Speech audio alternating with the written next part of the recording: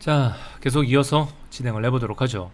말씀드린 것처럼 이번 내용은 블로그의 포스트에 이제 목차를 설정하는 부분입니다. 우리가 이제 태그별로 이제 포스트를 이제 모아볼 수 있는 기능은 있어요. 이전에 얘기했던 것처럼 어떤 태그별로 우리의 블로그를 이렇게 싹 모아서 한 대 모아서 볼 수 있는 기능이 있긴 한데, 이 블로그 특성상 우리가 하나의 주제로 계속 글을 올리는 건 아니잖아요. 여러 개의 주제로 이제 글들을 이렇게 포스팅을 하게 되는데, 그러면 이제 글들이 이렇게 시간상 이렇게 막 뒤섞여서 존재를 하게 됩니다.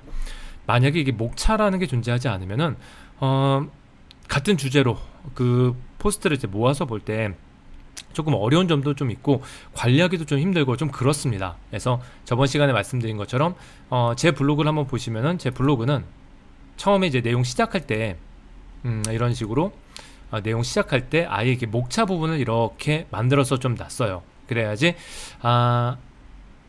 내용을 보실 때 이제 처음에 어떤 내용부터 시작해서 그 다음에 어떤 내용 이렇게 차례대로 이렇게 쭉 진행이 되는 걸 따라서 우리가 볼 수 있기 때문에 훨씬 더 편하게 블로그도 좀 볼 수가 있고, 블로그 보는 사람이 좀 볼 수가 있고, 그 다음에 우리도 내용을 좀 수정하거나 이럴 때 좀 편하지 않을까라는 생각에서 이번에는 포스트에 이제 목차 설정하는 내용을 가지고 좀 진행을 해보려고 합니다.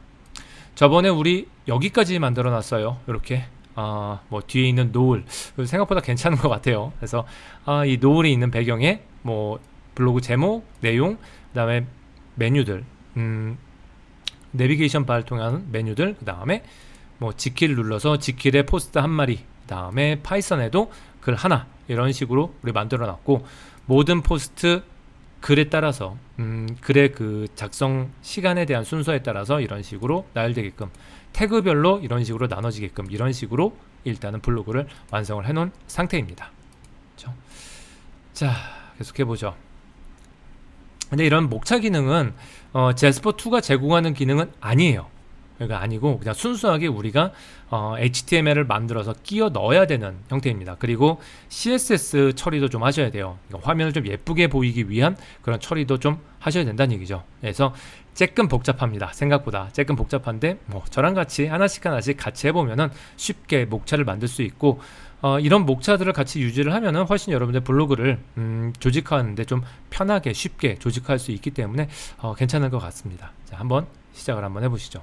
자, 일단 제일 먼저 뭘 해야 되느냐, HTML 파일 하나를 준비를 하시면 됩니다. 이렇게 생겼네요.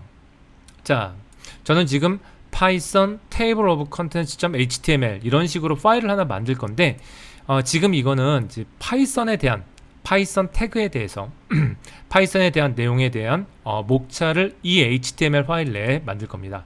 만약 여러분들이 다른 주제를 한다, 그럼 이 앞에 있는 파이썬만 좀 바꿔주시면 되겠죠. 뭐 지키리라든지 아니면은 뭐 자바라든지 이런 식으로 앞에 있는 내용만 좀 바뀌고 뒤쪽에 있는 건 이대로 그대로 쓰시면 좋을 것 같아요. 어쨌든 HTML 파일을 하나 준비를 하고, 이 파일을 어디에 넣을 거냐면 underscore include라는 폴더에 저장해서 우리가 사용을 할 겁니다. 자, 그러면 자, 우리 웹스톰 기동을 하신 상태에서 이 블로그 메이커라는 폴더를 우리가 지금 현재 열어놓은 상태죠. 지킬 소스 폴더죠. 자, 여기에서 어디로 가시냐면은 여기 언더바 인클루드라는 폴더가 있죠. 언더스코어 인클루드라는 폴더가 있는데, 여기에 파일을 한 마리 요 이름으로 그대로 만들 겁니다.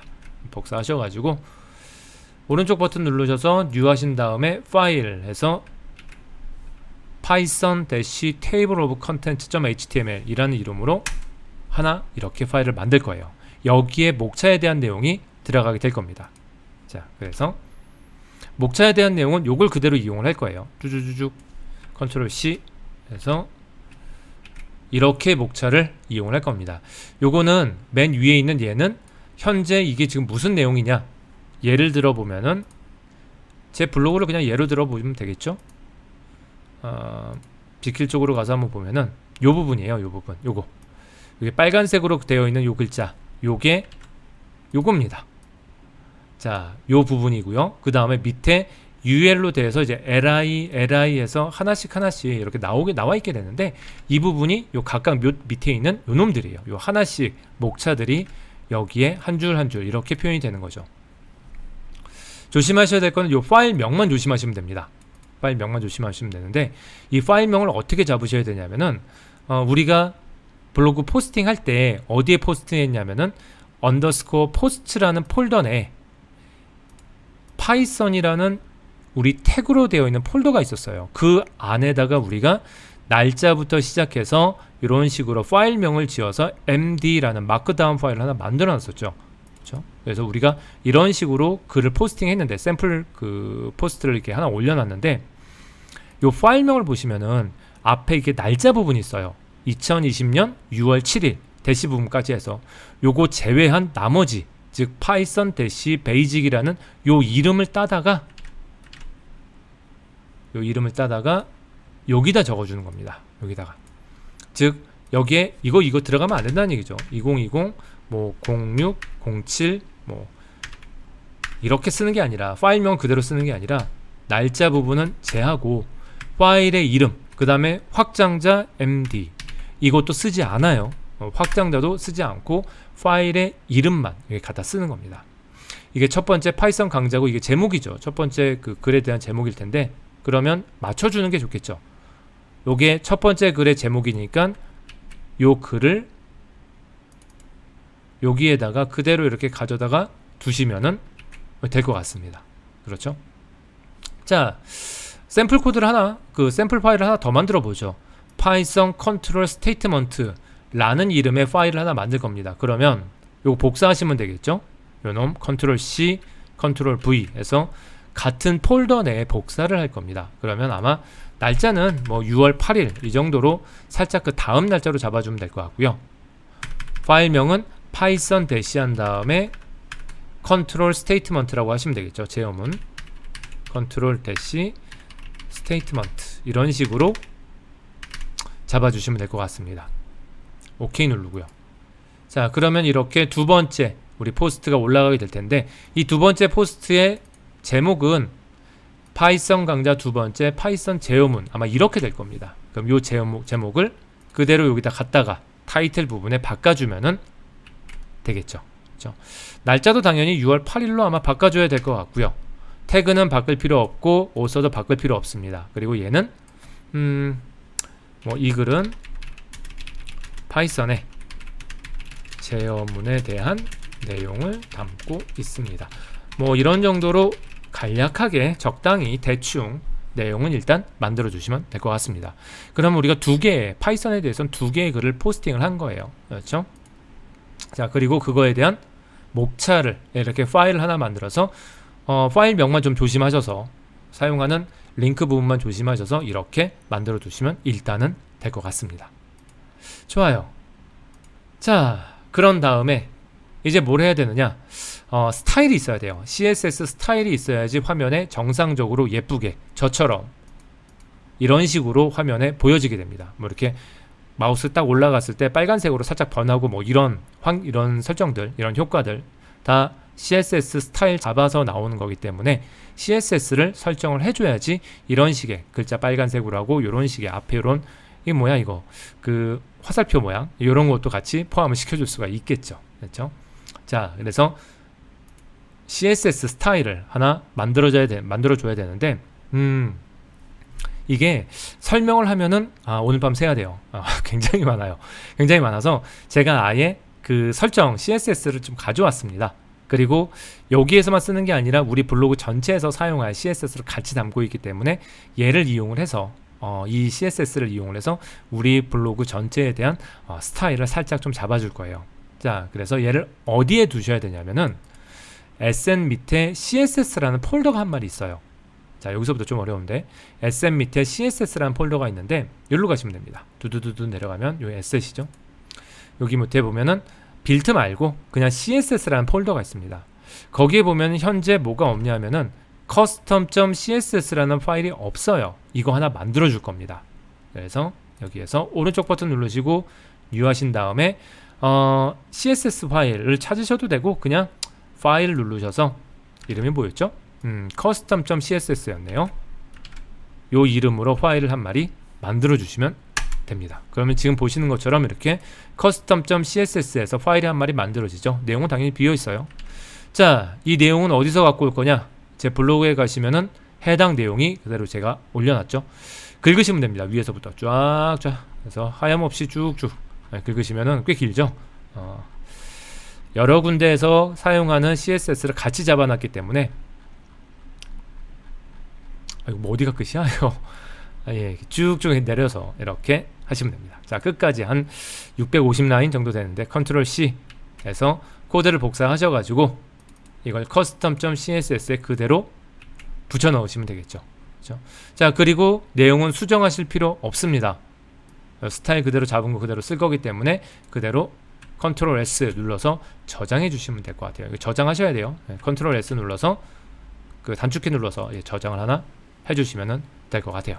자, 그러면 이렇게 CSS를 잡으면 바로 쓸 수 있느냐? 그게 아니에요. 이게 좀 그런데 이 CSS 파일을 지금 보시면 이렇게 막 공백도 있고 띄어쓰기도 되어 있고 막 이렇잖아요. 그러면은 파일 사이즈가 커집니다. 이 파일 사이즈가 커져서 결국 다운로드 할 때 보다 큰 파일을 다운로드 해야 되기 때문에 시간도 오래 걸리고 뭐 통신 비용도 좀 잡아먹고 모바일 같은 경우에는 뭐 그런 식의 문제가 발생을 하거든요. 그래서 일반적으로 이렇게 CSS 파일을 만들면 이거를 미니파이드 시킵니다. 즉 공백 같은 거를 이렇게 싹 없애가지고 파일을 압축시키는 개념으로 보시면 될 것 같아요. 그래서 미니파이드 시키는 작업을 먼저 좀 진행을 하셔야 됩니다. 그래서 뭘 이용을 할 거냐? 걸프라는 툴을 이용해서 걸프라는 걸 이용을 해서 이 프로그램을 이용해서 우리 CSS를 미니파이드 축소시킨다는 얘기죠. 최소화시킨다는 얘기입니다. 그래서 걸프를 통해서 하셔야 돼요. 근데 이 걸프라는 거 처음 들어보시는 분들도 많을 겁니다. 이거 사용해보시지 않은 분들, 프론트엔드 쪽 해보지 않으신 분들은 이거 또 뭐야, 이거 또 먹는 거야? 막 이런 식의 느낌을 가지실 텐데 이 걸프를 우리는 설치를 해서 사용을 하셔야 됩니다. 그래서 어떻게 해야 되느냐? 우리 맨 처음에 그 지킬 사용하기 위해서 그 뭐냐 루비 깐 거와 유사한 과정을 좀 거쳐야 됩니다. 걸프를 그냥 바로 설치해서 사용하는 게 아니고요. 뭘 먼저 설치하셔야 되냐면 이제 Node.js라는 걸 먼저 설치를 하셔야 됩니다. Node.js라는 자바스크립트 엔진을 먼저 설치를 하신 다음에 그 Node.js 안에 있는 npm이라는 노드 패키지 매니저라는 걸 이용을 해서 걸프 모듈을 설치한 다음에 그 걸프를 이용을 해서 우리 CSS 파일을 미니파이드 시키는 겁니다. 무지 어려워요. 자, 저랑 같이 한번 천천히 한번 해보죠. 조심해야 될 점은 Node.js 버전이 12 버전이면은 약간의 오류가 발생합니다. 컴파일 오류가 발생하기 때문에 이거 스택 오버플로우에서 찾아보면은 노드 버전을 좀 낮추면 이걸 해결할 수 있다라는 이제 그 문제 해결 방식을 찾을 수가 있어요. 그래서 우리도 Node.js 버전을 이제 11 버전으로 좀 낮추어서 사용을 좀 해볼 겁니다. 자, 그럼 일단 먼저 뭘 하러 가야 되느냐? Node.js를 먼저 설치를 하러 가야 됩니다. 자, 그래서 구글 검색창에서 Node.js 이렇게 치시면 되겠죠. Node.js에서 엔터 빵 치시면은 맨 위쪽에 Node.js에서 Node.js를 받을 수 있는 곳으로 갑니다. 자, 그러면은 다운로드에서 이렇게 나오겠네요. 14.4 버전이 현재 최신 버전입니다. 그리고 12 버전이 LTS 버전이에요. 안정적 버전이죠. 근데 아까 말씀드렸듯이 우리는 11 버전을 사용하셔야 됩니다. 12 버전이나 14 버전 사용하면 컴파일할 때 오류가 발생해요. 그래서 다운로드 쪽으로 가셔서 자, 어디 보죠. 그 밖에 플랫폼, 자, 어디 보죠. 모든 다운로드 보기, 이전 릴리스, 요쪽으로 가면 있겠네요. 그래서 쭉쭉쭉쭉쭉쭉쭉 내려가시면은 여기 Node.js에 대해서 12버전, 12버전, 12버전 해서 여기 있네요. 11버전 있습니다. Node.js 11.15 이렇게 돼 있죠. 자, 그래서 요 놈을 받을 겁니다. 11버전의 제일 마지막 11.15 버전 받을 거고요. 다운로드 링크가 있네요. 살포시 누르셔서 Node.js를 받으러 갑니다. 자, 그러면 우리는 이제 윈도우즈 버전을 사용하기 때문에 밑으로 쭉 내려가면 Node.js 버전 11, 그렇죠? 뚜두두두 가면은 x64, x86이 있는데 우리는 당연히 x64 받아야 돼요. 그래서 아마 요 놈이 될 것 같습니다. 그래서 지금 윈도우즈 플랫폼이니까 MSI에서 윈도우즈 인스톨러 얘를 받으셔야겠죠. 자, 그래서 이런 식으로 일단 Node.js를 다운로드를 합니다. 자, 그리고 나서 이렇게 다운로드가 되면 살짝 열어주시고 더블 클릭하셔서 Node.js를 설치하시면 되겠죠. 그렇죠? 넥스트 갑니다. 라이센스 어그리먼트 억셉트 해주셔야지 넥스트가 될 테니까 넥스트 가고요. 노드를 어디에 설치를 할 거니 라고 물어보는데 디폴트로 프로그램 파일스 밑에 그냥 깔 겁니다. 넥스트 갈 거고요. 자, 나머지 부분은 건드리지 않으셔도 됩니다. 뭐 건드릴 거 없어요. 그냥 넥스트 가서 디폴트 형태로 깔아주시면 됩니다. 뭐 이렇게 체크하는 부분이 있는데 부질 없어요. 뭐 체크 안 하셔도 됩니다. 그냥 넥스트 가서 인스톨 누르시면은 노드.js가 우리 컴퓨터에 설치가 되게 됩니다. 그래서 좀 기다렸다가 설치가 되면은 계속 진행을 해 보도록 하죠. 자, 설치는 뭐 생각보다 뭐 이렇게 느리지는 않을 거예요. 좀 빠르게 아마 설치가 될 것 같고, 이렇게 노드.js를 일단은 설치를 하시면 됩니다. 설치가 다 됐네요. 피니시 눌러서 노드.js를 설치를 했습니다. 좋아요. 자, 이제 노드.js를 설치를 한 다음에 npm을 이용을 해서 뭐를 설치해야 되느냐, 이 걸프라는 거를 설치를 하셔야 됩니다. 그리고 걸프라는 걸 이용하기 위해서 일단 이렇게 한번 해보시죠. 우리 요 블로그 메이커라는 우리 gk 소스 폴더 있죠? 여기에 밑으로 쭉 내려가 보시면 루트에 뭐가 있냐면은 쭉 내려가 보시면은 여기 걸프 파일.js라는 놈이 하나 보이실 겁니다. 요거. 그러면 안에 뭔가 이상한 것들이 많이 들어가 있어요. 그렇죠? 이것도 지울 겁니다.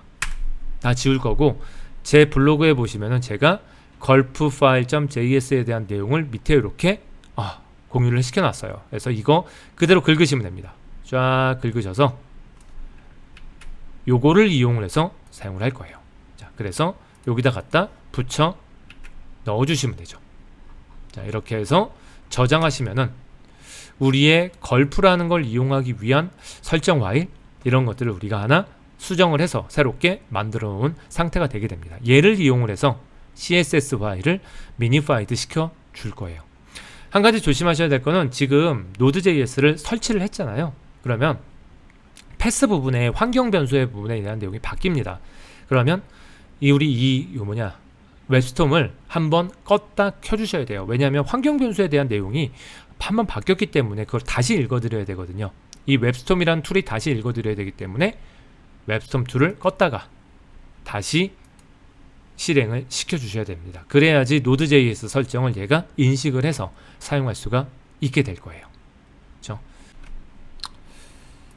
자, 이런 식으로 이제 다시 웹스톰을 다시 기동을 시켰죠. 노드를 설치한 다음에 웹스톰을 다시 기동시켰는데 거의 다 이제 준비가 된 것 같습니다. 그래서 npm을 이용을 해서 필요한 모듈들, 우리 걸프를 설치를 한 다음에 그 걸프를 이용해서 CSS 파일, 미니 파일을 시켜주면 될 것 같아요. 근데 그거 하기 이전에 뭔가 한 가지 더 준비를 하셔야 됩니다.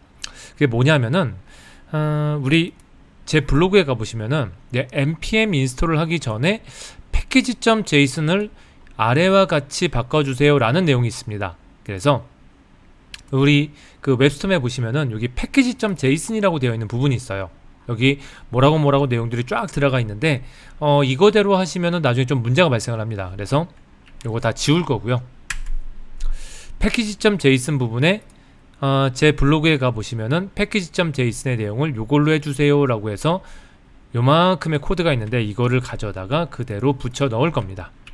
자, 이렇게 저장을 해주시면 될 것 같아요. 여기에 뭐 걸프라든지 걸프에서 사용하는 여러가지 서브 모듈들, 이런 것들이 이제 다 들어가 있거든요. 버전마다 각각의 버전까지 명시해서 들어가 있으니까 요 형태대로 npm 모듈을 이제 설치를 하게 될 겁니다.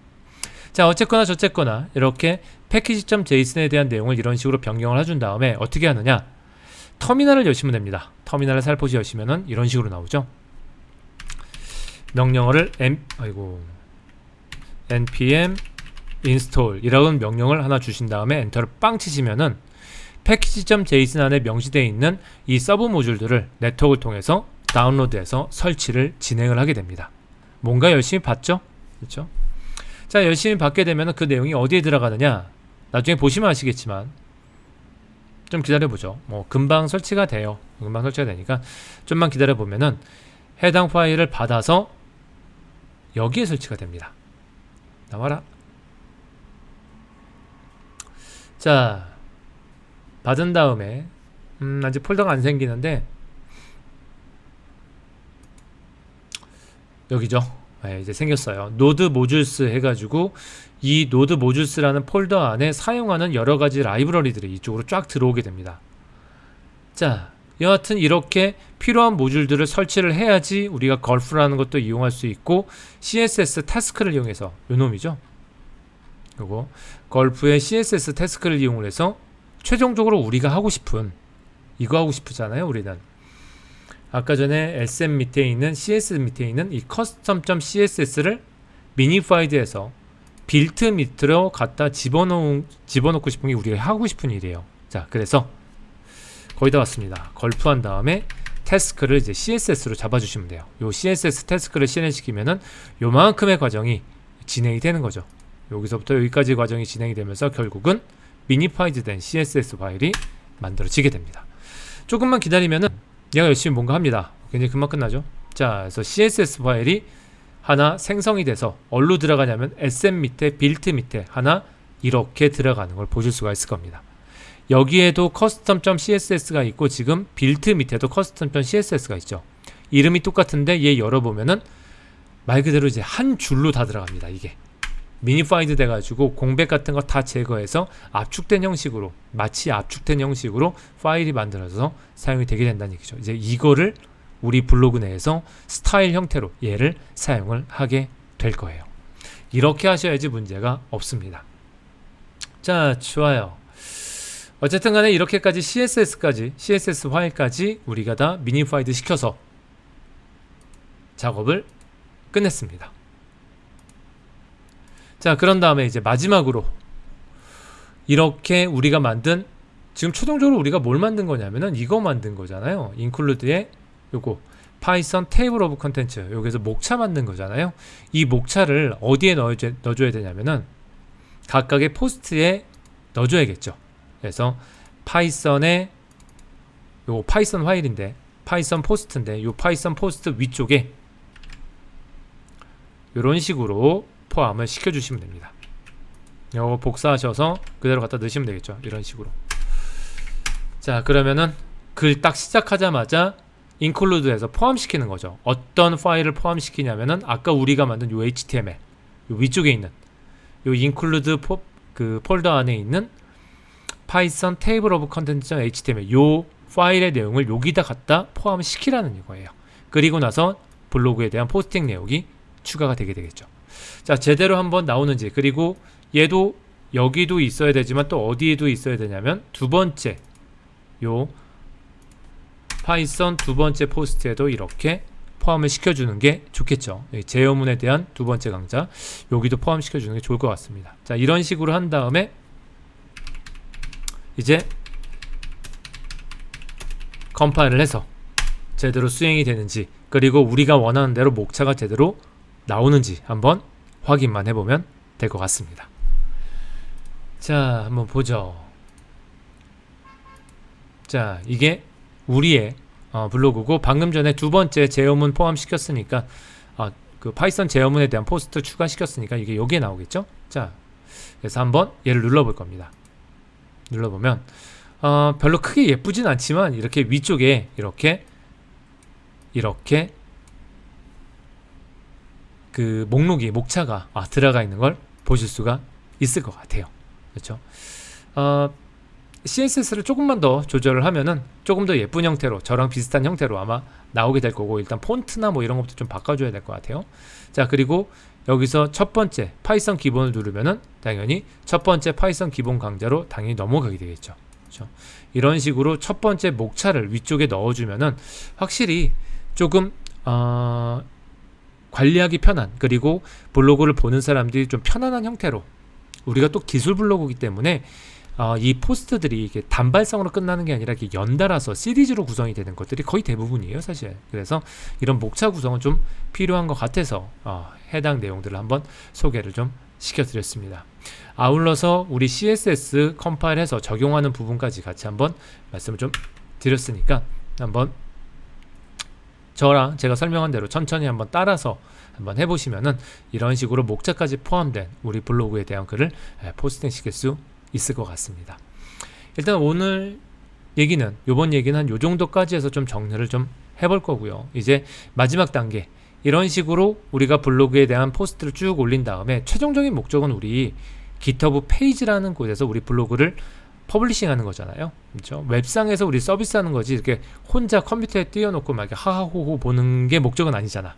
그래서 GitHub 페이지에 실제로 우리가 만든 이 내 블로그를 어떻게 하면은 올려서 서비스할 수 있느냐, 이거를 이제 마지막 내용으로 한번 보게 될 겁니다.